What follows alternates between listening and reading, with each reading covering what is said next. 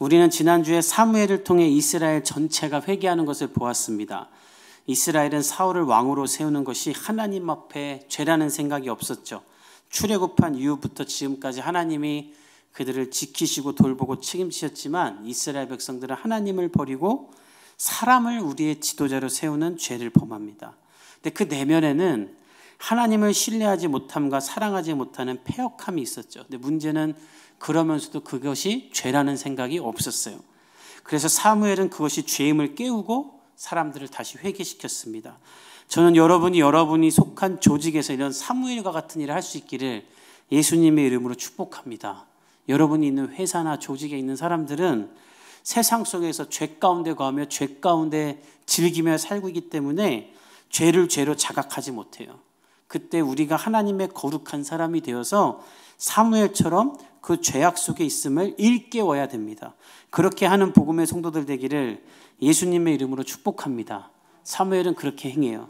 그리고 하나님은 여전히 너희를 기뻐하며 버리지 아니하실 것이니 이제부터는 하나님만을 경외하고 마음을 다하여 하나님만을 섬겨라. 나는 이제 물러나지만 너희를 위해 기도하는 것을 쉬지 않을 것이고 너희들에게 선하고 이로운 것을 계속 전할 것이다 하고 물러나요. 그리고 오늘 본문은 그로부터 2년이 지난 뒤에 일어난 일이에요. 우리 1절과 2절을 한번 같이 읽어봅시다. 오늘 본문 1절과 2절 시작. 사울이 왕이 될 때에 40세라.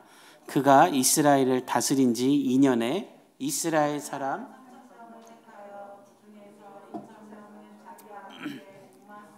베델산에 있게 하고 1,000명은 요나단과 함께 베냐민 기브아에 있게 하고 남은 백성은 각기 장막으로 보내니라.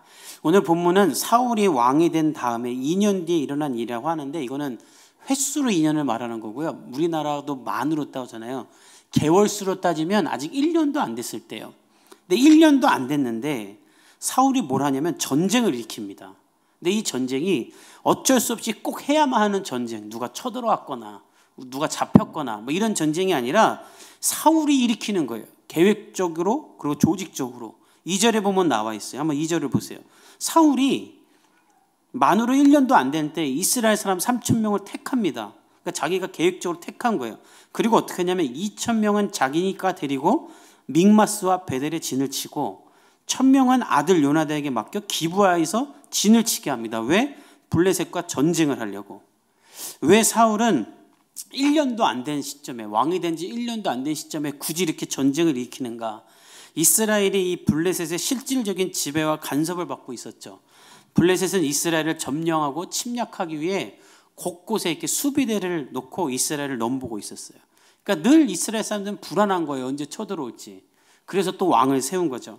그래서 왕이 된 사울은 이제 자신의 존재감을 백성들에게 나타내고자 전쟁을 계획적으로 일으키는 거예요. 근데 문제는 무엇이냐면 이 전쟁이 하나님이 하라고 한 것도 아니고 하나님을 위한 것도 아니고 그저 자신을 위한 전쟁이에요. 내가 이제 너희들의 왕인 것을 보여줄게. 자기를 높이려고.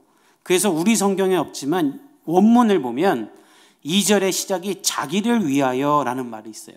즉 사울이 자기를 위하여 3,000명을 택했다. 그러니까 성경은 분명히 말하는 거예요. 이 전쟁은 그 옛날 여호수아처럼 하나님의 나라와 하나님의 뜻을 위해 전쟁을 하는 것이 아니라 거짓과 죄와 음란과 사단을 물리치기 위해 하는 전쟁이 아니라 그저 자신을 높이기 위한, 마치 저 러시아의 푸틴처럼 나를 위한 전쟁을 사울이 일으키는 거예요. 아마 자신이 있었을 거예요, 사울은. 왜냐하면 우리가 몇 주 전에 봤지만 암몬의 그 강력한 나하스 왕, 너희들의 오른 눈을 다 뽑겠다고 했던 그 왕을 사울이 이겼잖아요. 그러니까 내가 이제 암몬도 이겼는데 내가 블레셋 못 이기겠냐고, 우리말로 따지면 근자감, 이 근거 없는 자신감을 가지고 전쟁을 일으킨 거예요. 우리 3절에서 4절을 읽어봅시다. 시작. 요나단이 게바에 있는 블레셋 사람의 수비대를 치매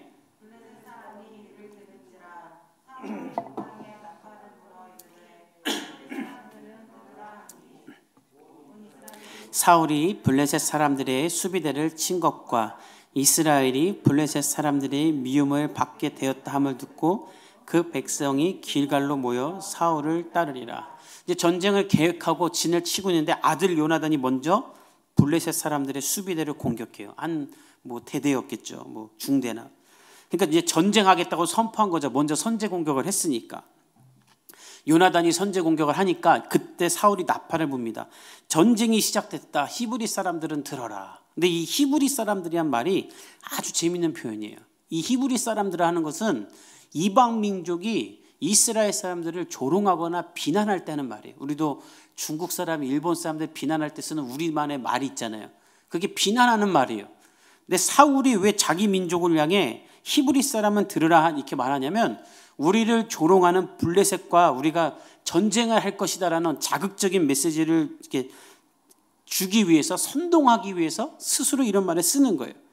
그러니까 이렇게 사울이 사람들에게 전쟁할 거야 라고 말하니까 이스라엘 백성들이 기갈로 모이게 돼요.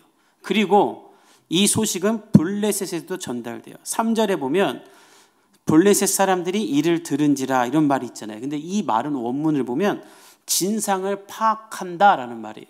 즉 블레셋 사람들도 이 전쟁이 어디서부터 왜 시작되는지를 진상을 파악했어요. 왜냐하면 도저히 이해가 안 되는 전쟁이기 때문이에요. 이스라엘이 우리를 먼저 공격한 게 블레셋 입장에서는 도저히 이해가 안 돼요. 왜 이해가 안 되는가? 그 이유가 5절에 있어요. 우리 5절을 한번 읽어봅시다. 시작. 블레셋 사람들이 이스라엘과 싸우려고 모였는데 병거가 3만이요 마병이 6천 명이요 백성은 해변에 모래같이 많더라.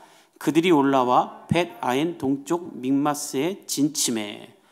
이 블레셋 사람들이 진상을 파악해 보니까 우리가 먼저 공격한 게 아니라 이스라엘이 먼저 공격한 거예요. 그러니까 어이가 없어요. 왜냐하면 이스라엘과 블레셋과의 군사력은요, 여러분 뭐 비교가 안 돼요. 이게 블레셋이 공격 안 하면 가만히 그냥 쭈그려 있어야 될 처지 정도의 군사력이에요. 다음 주에 보겠지만 이스라엘은요 제대로 된 칼이나 창도 없었어요. 블레셋 사람들이 그런 거 만드는 사람들을 다 뺏어갔어요. 얘네들도 무기를 만들어서 우리를 대항할 군사력을 만들면 안 되니까.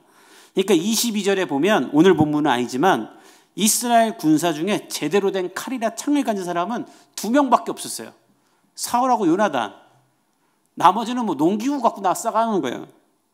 그러나 오늘 본문을 보십시오. 블레셋은 철기 문화가 발달돼서 무기가 강력했어요. 병거가 3만, 마차가 지금으로 따지면 탱크가 3만 개, 마병이 6천 명, 싸우려고 모여든 사람들은 모래알같이 많더라. 그러니까 이런 나라를 이스라엘이 왜 굳이 선제 공격을 하는 거예요? 말도 안 되는 짓을 한 거죠. 제가 어저께 제 SNS에 자꾸 격투기 선수가 뭐 이따 2시에 붙자 막 이런 게 막 올라오길래 이게 도대체 뭔가 하고 봤더니 우리나라에 한 요즘에 이렇게 허세 가득한 사람이 이 명현만이라는 최고의 격투기 선수한테 내가 나랑 당신이랑 붙으면 내가 이긴다는 말을 계속 해왔대요. 한번 붙어보자고. 근데 이 명현만 선수가 어떤 선수냐면 무에타이, AFC, 뭐 맥스 FC 전 다 안 봐서 뭔지는 모르는데 아무튼 이거를 다 챔피언한 엄청난 격투기 선수래요. 근데 이 선수한테 나랑 한번 붙어보자고 내가 이길 수 있다. 계속 이랬대요. 하도 그러니까 격투기 단체에서 모욕감을 느껴가지고 니네 내일 2시에 붙으라고 스파링을 만들어준 거예요. 2시까지 오라고. 그 명현만도 오케이 하자. 대신 조건은 링 위에서 싸울 때 어떤 부상을 당하고 무슨 일이 생겨도 서로 책임을 안 묻기로 하자. 이 명현만 선수도 화가 난 거죠.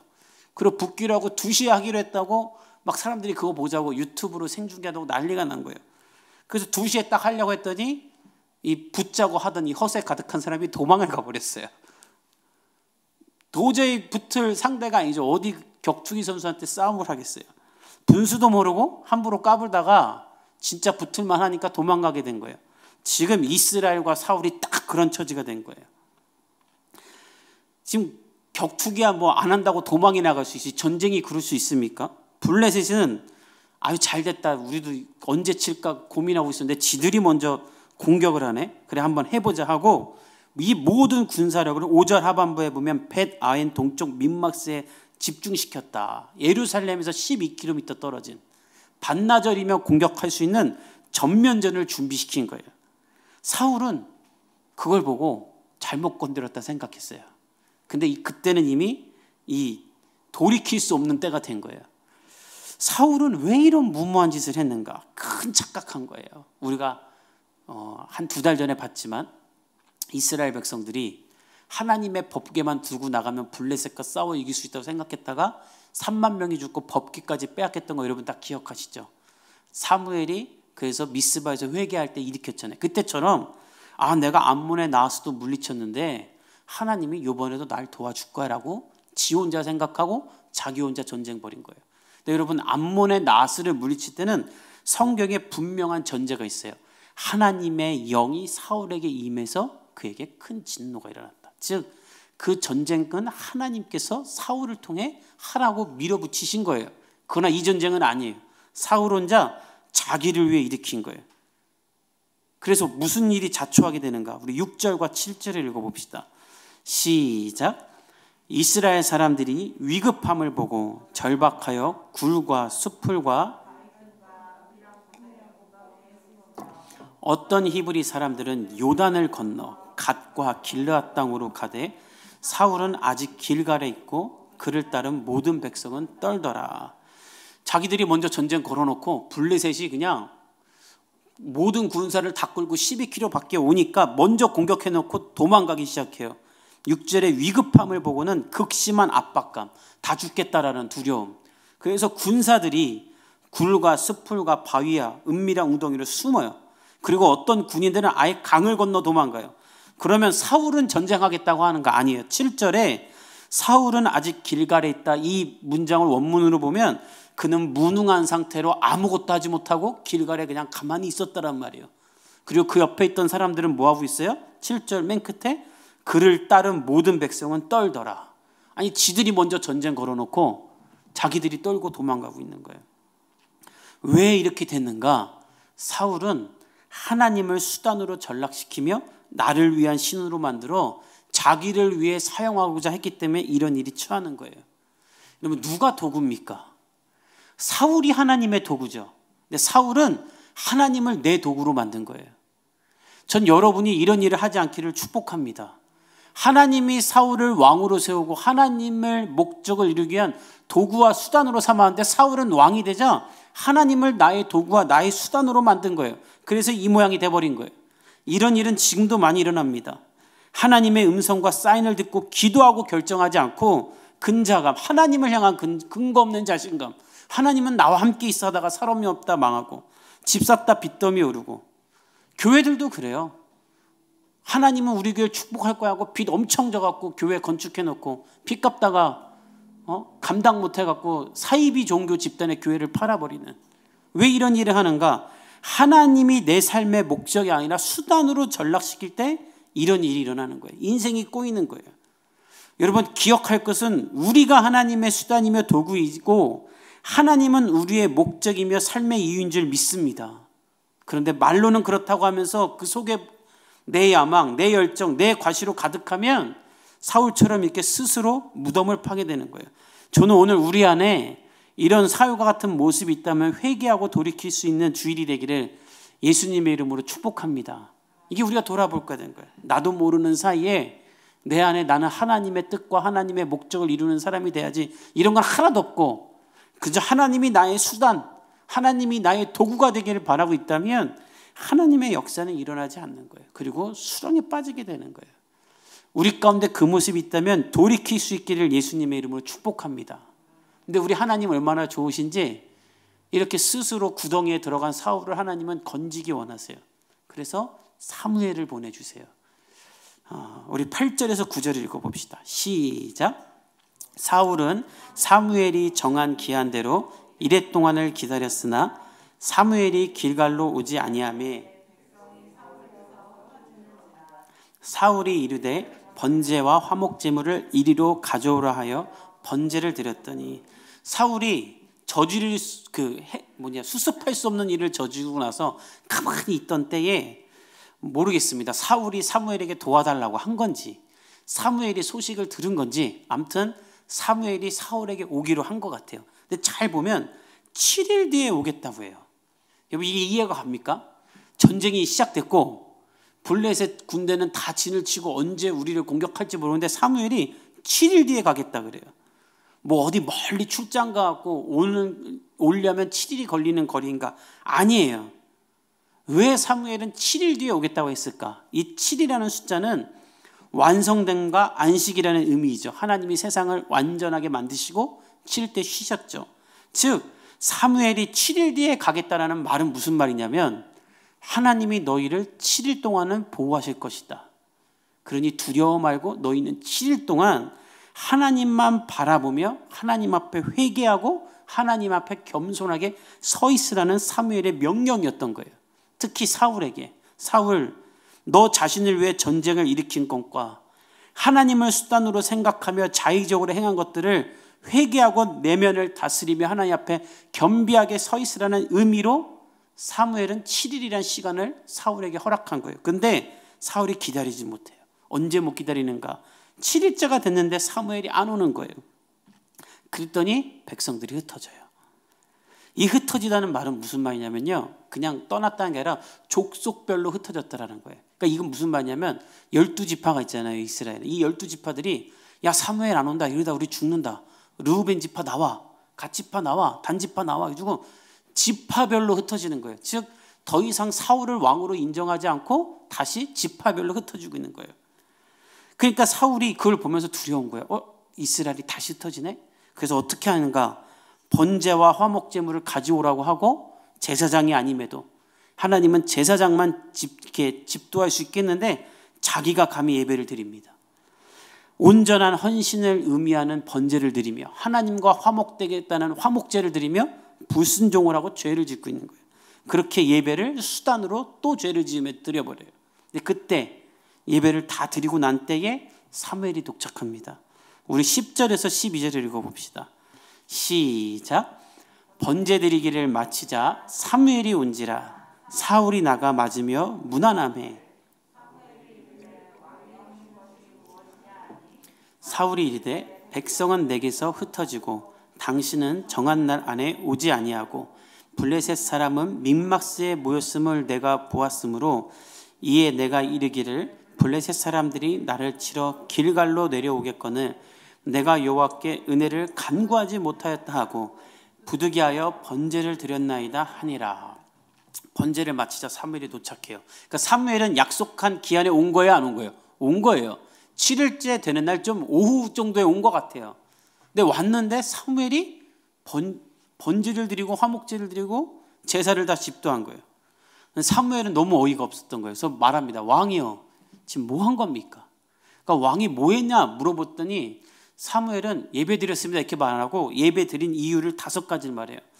여기 성경에 보면 첫 번째는 백성은 흩어지고 당신은 두 번째, 당신은 안 오고 3번 블레셋은 눈앞에까지 와 있고 4번 이제 블레셋이 곧 우리를 쳐들어올 것 같은데 5번 이게 중요한 핑계예요. 내가 하나님 앞에 예배도 못 드리고 전쟁에서 죽을까 봐 예배는 드리려고 어쩔 수 없이 부득이하게 예배 드렸습니다 라는 말이에요. 여러분은 이 사울의 말이 어떻게 들립니까? 사실 틀린 말이 하나도 없어요. 사울 입장에서는 그래요. 아니 지금 전쟁하려고 앞에 쳐들어있는데 7일 동안 기다리라니 7일도 많이 기다린 거죠. 그런데 사무엘은 어떻게 말하냐면 너는 이것으로 말미암아 버림받을 거라 그래요. 왜 그렇게까지 말하는가? 사무엘이 7일을 기다리라고 한 것에 대한 의미를 사울은 누구보다 잘 알고 있었기 때문이에요. 그리고 이 7일을 기다리라고 한 말이 오늘 처음 한 말도 아니에요. 우리 자막을 통해 사무엘상 10장 8절을 읽어봅시다. 함께 읽어보겠습니다. 사무엘상 10장 8절 시작. 너는 나보다 앞서 길갈로 내려가라. 내가 내게로 내려가서 번제와 화목제를 드리니 내가 내게 가서 내가 행할 것을 가르칠 때까지 7일 동안 기다리라. 여기 보면 7일 동안 기다리라는 말이 있죠. 이게 언제 한 말이냐면 사무엘이 사울에게 너 왕이 될 거야 라고 말했을 때 사울이 못 받아들여요. 나 같은 게 무슨 왕이 되냐고. 그래서 사무엘이 무슨 말 하냐면 하나님이 너를 왕으로 세우셨으면 알게 해줄게 라고 말하며 집에 가는 길에 3가지 사건이 일어날 거야. 그 사건이 일어나면 하나님이 나와 함께 있음을 깨닫고 너 그 기회를 붙잡아라. 그리고 그 기회가 무엇이냐면 그런 사인을 받으면 너 길갈로 가서, 오늘 이 자막을 잘 보세요. 길갈로 먼저 가서 거기서 나를 7일 동안 기다리고 있어라 라고 사무엘이 말했던 거예요. 왜? 7일 동안 기다리면서 하나님 앞에 왕이 될 준비를 하며 기도하라고 한 거죠. 그러니까 사울은 이미 7일을 기다려봤던 사람이에요. 사무엘은 너 그때 왕이 될 때 그 두려움과 떨림으로 7일을 기다리며 하나님 앞에 기도했던 것처럼 지금 너의 잘못된 판단으로 전쟁이 이렇게 일어났으니까 그때와 똑같이 이 7일 동안 하나님만 바라보며 마음을 정결하게 하고 회개하라라고 하나님이 가리킨 거예요.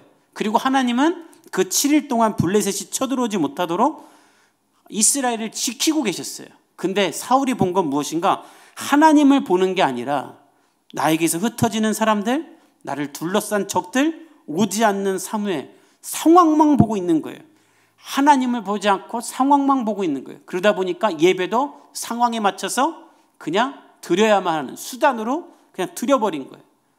이 예배를 드리며 사무엘과 함께 하나님 앞에 회개하고 새로워지겠다는 마음 없이 그냥 이 예배도 나를 위해 드려버린 거예요.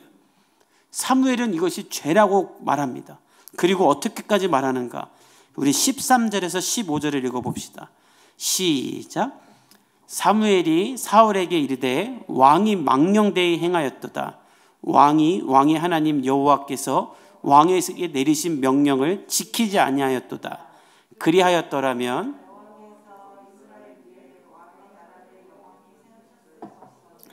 지금은 왕의 나라가 길지 못할 것이라. 여호와께서 왕에게 명령하신 바를 왕이 지키지 아니하였으므로 여호와께서 그의 마음에 맞는 사람을 구하여 여호와께서 그를 그의 백성의 지도자로 삼으셨느니라 하고 사무엘이 일어나 길갈에서 떠나 베냐민 기브아로 올라가느니라. 사울이 자기와 함께한 백성의 수를 세어보니 600명 가량이더라. 사무엘은 사울의 말을 듣고 말합니다. 너 망령되이 행했다. 이 망령되이 행했단 말은 영적으로 도덕적으로 어리석게 했다. 너 하나님이 너를 사랑하지 않는다. 그러면서 이렇게 말해요. 하나님의 말씀을 따랐다면 왕에게 하나님이 영원한 나라를 세우셨을 것인데 이제 길지 못할 것이다. 하나님은 다른 사람을 세울 것이다. 그러면서 사무엘은 그 자리를 떠나버립니다. 길갈에서 왕으로 세움받았는데 길갈에서 버림받는 거예요. 그리고 암몬의 나하스를 치러 갈 때는 사울을 따르는 자가 33만 명이었는데 이제 600명만 남아요. 그러니까 사울은 왕이 된 지 1년 만에 버림받는 거예요. 왜 그렇게 되는가? 나를 도구로 쓰시는 나의 목적 대신 하나님을 수단으로 사용했기에 하나님이 그를 버리는 거예요. 하나님만 바라봐야 될 때도 하나님께 드리는 예배도 수단으로 사용했던 것이죠. 우리는 어떻습니까? 오늘 이 본문을 통해 우리가 우리를 돌아보기 바랍니다. 여러분에게 지금 하나님은 어떤 존재입니까? 여러분은 하나님을 바라보며 하나님을 위한 사람으로 살고 있습니까? 아니면 하나님은 그저 나의 수단, 나를 도와줄 신 중에 하나로 여기고 있습니까? 저는 오늘 우리를 돌아보길 바랍니다. 그리고 결단하길 바랍니다. 하나님, 내가 하나님을 위한 사람으로 하나님께 영광 돌리는 사람으로 살기 원합니다. 나를 붙드사 하나님만 바라보게 하시고 하나님께 뜻을 두는 하나님의 사람이 되게 하여 주시옵소서. 여러분이 그렇게 고백하면 전능하신 하나님은 여러분을 영원히 축복하시고 영원한 하나님의 사람으로 두실 줄 믿습니다. 그러나 여기서 떠나 사울처럼 늘 하나님은 내 사업 잘 되게 해줄 사람, 나 돈 벌게 해줄 사람, 나 지켜줄 사람, 그냥 그런 존재로만 도구로 사용한다면 그건 우리가 하나님 앞에 망령되이 행하는 거예요. 이 세상에 수많은 신을 섬기는 이방 사람들과 똑같은 거예요. 그러나 나를 지으시고 나를 향한 계획을 갖고 계신 하나님을 사랑하기로 결단하고 내가 하나님을 위해 살겠습니다라고 고백한다면 전능하신 하나님이 우리를 지키시고 보호하시며 우리와 늘 함께 하실 줄 믿습니다. 우리 복음예교의 성도들이 돌아오는 한 주 수많은 상황이 있잖아요. 여러분의 삶에. 그 상황 때문에 흔들리지 말고 하나님만 바라보고 기다리며 하나님께 도움을 얻는 주의 사람들이 되어 여러분의 삶 가운데 하나님을 경험한 간증이 넘쳐나기를 예수님의 이름으로 축복합니다. 아멘. 우리 함께 기도하겠습니다.